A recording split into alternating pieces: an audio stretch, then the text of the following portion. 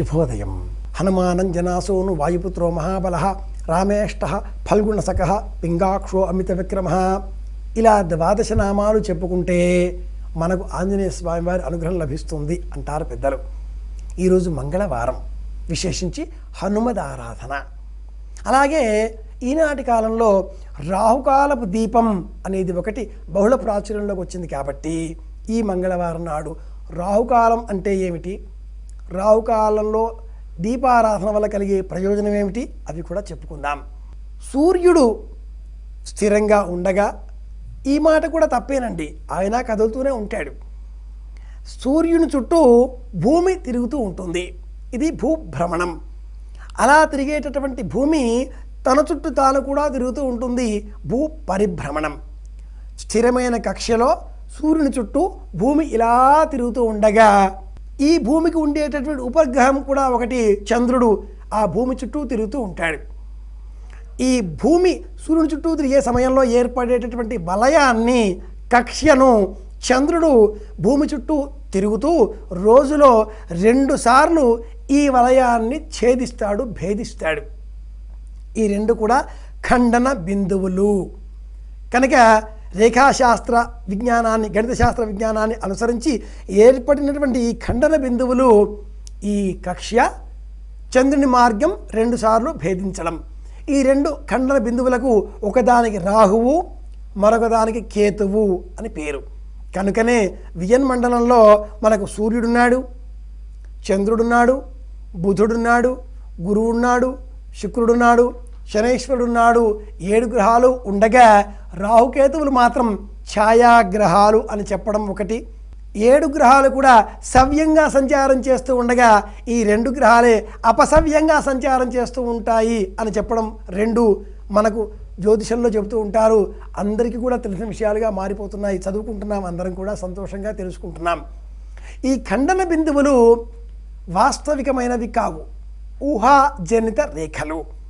ప్రతిరోజు కూడా భిన్న భిన్న సమయాలలో ఈ ఖండన బిందువులు ఏర్పడుతూ ఉంటాయి.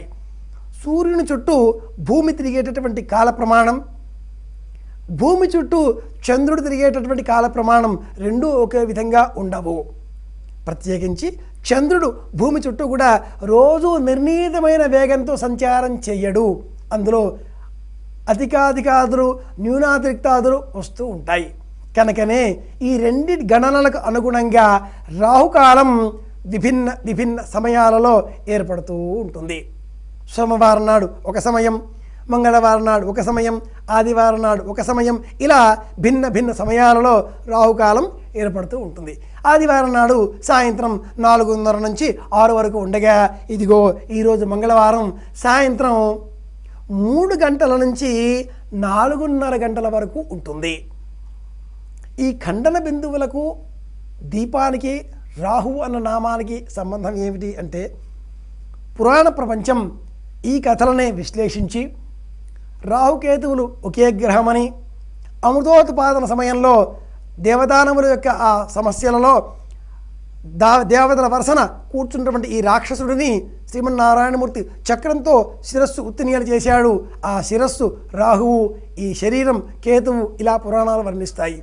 ఇందులో రాహువు ఏర్పడ్డటువంటి కాలం ఇదిగో ఈ గుళిక లేదా ఈ రాహుకాలం అని చెప్పుకోవాలి.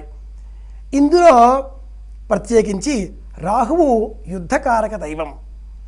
ఏ గ్రహం చూచినా మంచి చెడు కలిసి ఉండగా ఏ స్థానంలో ఉంటాడో రాహువు ఆ స్థానాన్ని పాడు చేస్తూ ఉంటాడు అంటారు పెద్దలు.